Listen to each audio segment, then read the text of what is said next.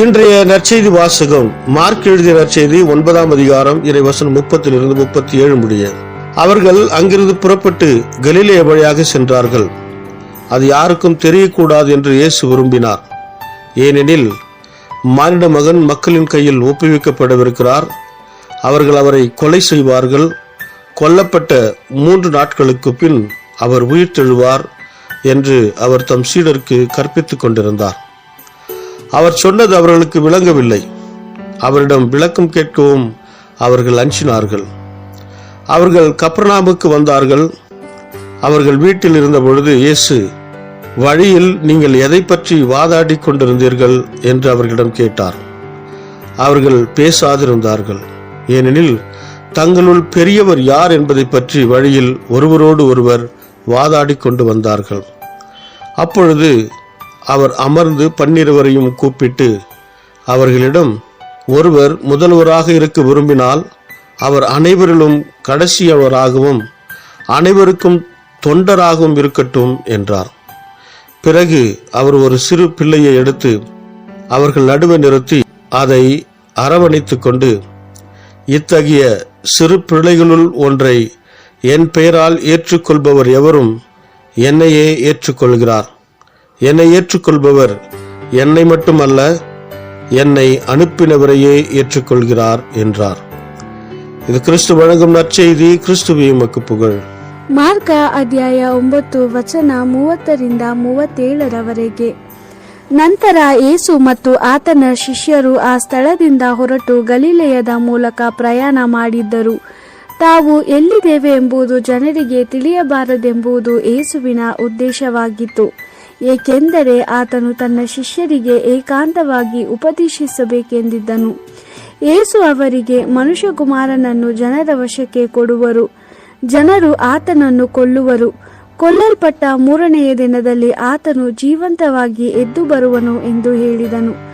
ಆದರೆ ಯೇಸು ಹೇಳಿದ್ದು ಶಿಷ್ಯರಿಗೆ ಅರ್ಥವಾಗಲಿಲ್ಲ ಮತ್ತು ಅದರ ಅರ್ಥವನ್ನು ಕೇಳುವುದಕ್ಕೂ ಅವರು ಭಯಪಟ್ಟರು. ಯೇಸು ಮತ್ತು ಆತನ ಶಿಷ್ಯರು ಕಪೆರ್ನೌಮಿಗೆ ಹೋದರು. ಅವರು ಒಂದು ಮನೆಯೊಳಗಿದ್ದಾಗ ಆತನು ತನ್ನ ಶಿಷ್ಯರಿಗೆ, ಈ ದಿನ ನೀವು ದಾರಿಯಲ್ಲಿ ವಾದ ಮಾಡುತ್ತಿದ್ದದ್ದನ್ನು ಕೇಳಿಸಿಕೊಂಡೆ. ನೀವು ಯಾವುದರ ಬಗ್ಗೆ ವಾದ ಮಾಡುತ್ತಿದ್ದೀರಿ ಎಂದನು. ಆದರೆ ಶಿಷ್ಯರು ಉತ್ತರಿಸಲಿಲ್ಲ, ಏಕೆಂದರೆ ತಮ್ಮಲ್ಲಿ ಎಲ್ಲರಿಗಿಂತಲೂ ದೊಡ್ಡವನು ಯಾರೆಂಬುದರ ಕುರಿತು ಅವರು ವಾಗ್ವಾದ ಮಾಡಿದರು. ಯೇಸು ಕುಳಿತುಕೊಂಡು 12 ಜನ ಅಪೊಸ್ತಲರನ್ನು ತನ್ನ ಬಳಿಗೆ ಕರೆದು ಅವರಿಗೆ, ನಿಮ್ಮಲ್ಲಿ ಅತ್ಯಂತ ಪ್ರಮುಖ ವ್ಯಕ್ತಿಯಾಗಬೇಕೆಂಬುದು ಬಯಸುವವನು ಉಳಿದ ಎಲ್ಲರನ್ನು ತನಗಿಂತಲೂ ಹೆಚ್ಚು ಪ್ರಮುಖರೆಂದು ಭಾವಿಸಿಕೊಂಡು ಎಲ್ಲರ ಸೇವೆ ಮಾಡಬೇಕು ಎಂದು ಹೇಳಿದನು. ನಂತರ ಯೇಸು ಒಂದು ಚಿಕ್ಕ ಮಗುವನ್ನು ಕರೆದು ಆ ಮಗುವನ್ನು ಶಿಷ್ಯರ ಮುಂದೆ ನಿಲ್ಲಿಸಿ ಅದನ್ನು ತನ್ನ ಕೈಗಳಲ್ಲಿ ಎತ್ತಿಕೊಂಡು ಅವರಿಗೆ, ನನ್ನ ಹೆಸರಿನಲ್ಲಿ ಇಂಥ ಮಕ್ಕಳನ್ನು ಸ್ವೀಕರಿಸಿಕೊಳ್ಳುವವನು ನನ್ನನ್ನೇ ಸ್ವೀಕರಿಸಿಕೊಂಡಂತಾಯಿತು. ನನ್ನನ್ನು ಸ್ವೀಕರಿಸಿಕೊಳ್ಳುವವನು ನನ್ನನ್ನು ಕಳುಹಿಸಿದಾತನನ್ನೇ ಸ್ವೀಕರಿಸಿಕೊಂಡಂತಾಯಿತು ಎಂದು ಹೇಳಿದನು. ದೇವರ ವಾಕ್ಯವಿದು.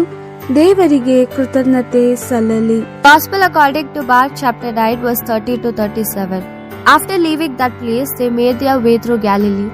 But Jesus did not want people to know where he was, because he was teaching his disciples and telling them, the Son of Man will be delivered into the hands of men. They will kill him, but 3 days after he has been killed, he will rise. The disciples, however, did not understand these words, and they were afraid to ask him what he meant.